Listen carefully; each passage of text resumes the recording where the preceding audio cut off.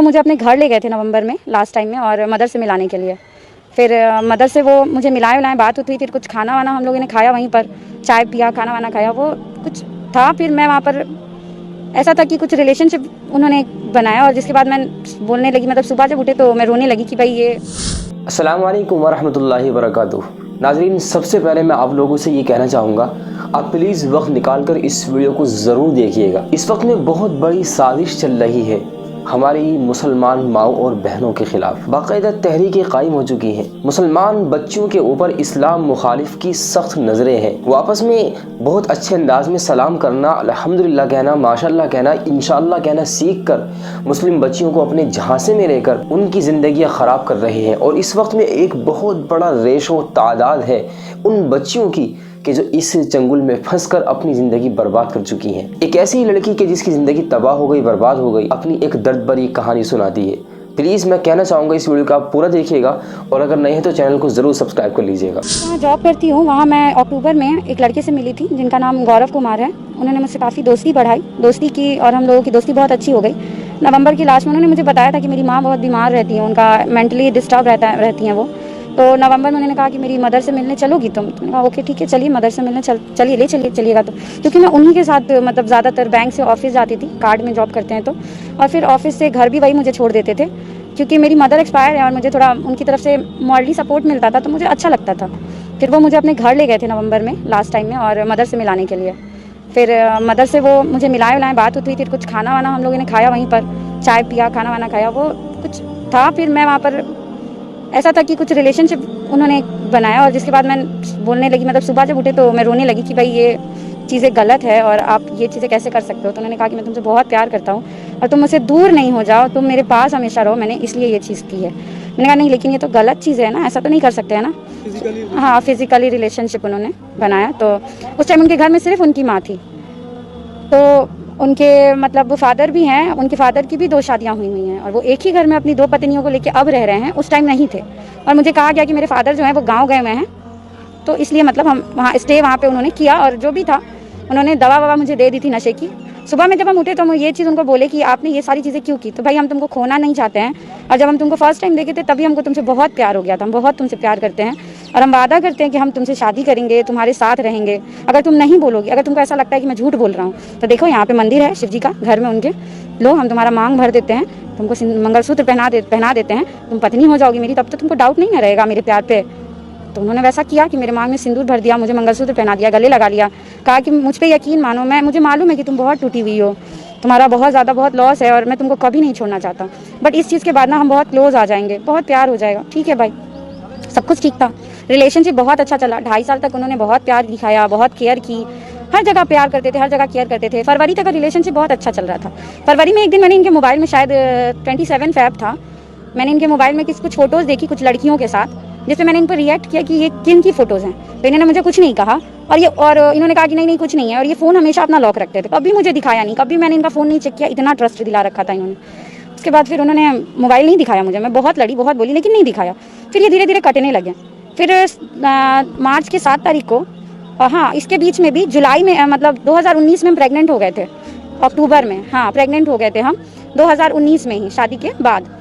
तो हम प्रेग्नेंट हो गए थे, इसमें दिवाली के टाइम में 2000 में, तो प्रेग्नेंट हो गए थे। तो इन्होंने कहा कि मुझे कि मतलब अबॉर्शन करा लेते हैं, तो हम बोले कि नहीं, अबॉर्शन कराना नहीं सही होगा, क्योंकि में भी शायद 2-2.5 महीना हो गया था, तो हम बोले कि रख लेते हैं ना, कोई क्या दिक्कत है। तो इन्होंने कहा नहीं, अभी मेरा फ्यूचर भी स्टार्ट नहीं हुआ है, हमने शादी तो कर लिया, लेकिन हम पब्लिकली तो शादी नहीं किए है ना।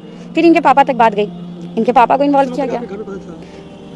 मेरी फैमिली में मेरे पापा ही हैं सिर्फ अभी फ़िलहाल, मेरे जो सपोर्टिव हैं भाई बहन हैं तो वो मुंबई रहते हैं, उनसे उतना मेरा कनेक्शन इस टाइप का नहीं है कि मैं उनको ये चीज़ें बताऊं।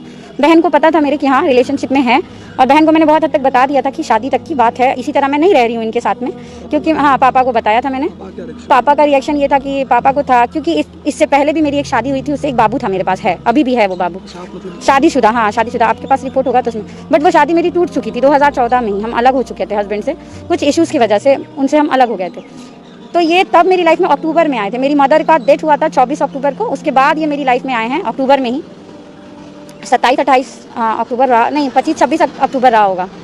तो धीरे धीरे रिलेशनशिप बढ़ा था। उसके बाद हम प्रेग्नेंट हो गए थे, प्रेगनेंसी के बाद में 19 में प्रेग्नेंट हो गए थे, अक्टूबर में, मुझे याद है 26 अक्टूबर था, छोटी दिवाली थी।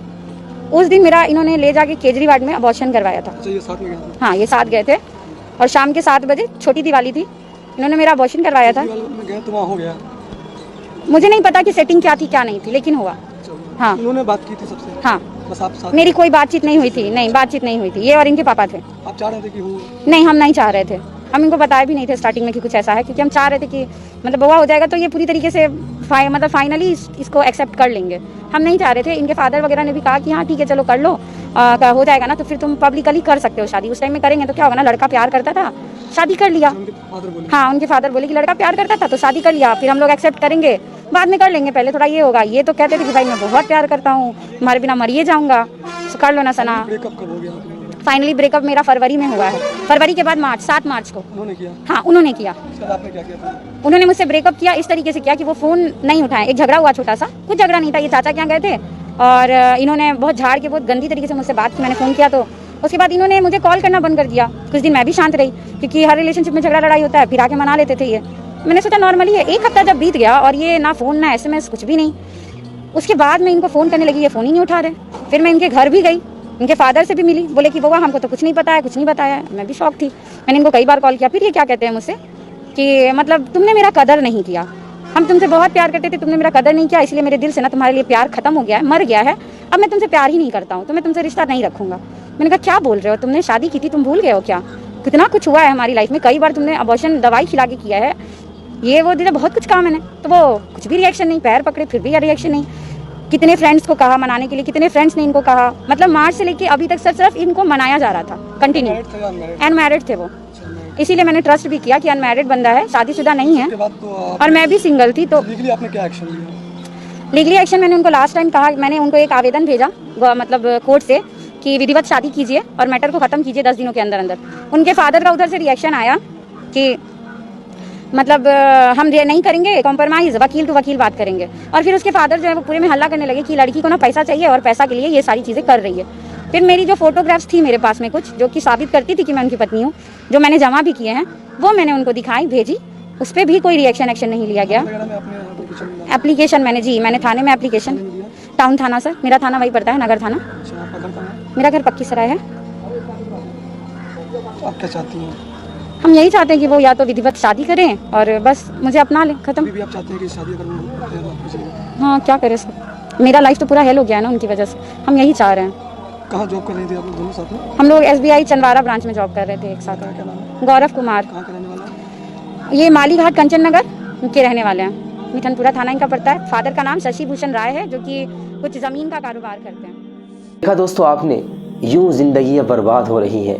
मैं प्लीज़ कहना चाहूँगा तमाम अपनी मुस्लिम माओं और बहनों से, उन तमाम बच्चियों से जो किसी न किसी नाजुक मोड़ पर खड़ी होकर इन बुरे हालात का शिकार हो रही हैं, आप ध्यान रखें, जवानी बहुत जल्द ढल जाती है। 10 साल, 20 साल, 30 साल, कितने साल आपकी जवानी रहेगी, ध्यान रखना। आपने अगर किसी की मोहब्बत में अगर अपनी ज़िंदगी को बर्बाद कर दिया, बुढ़ापा कहाँ पर गुजारोगी आप?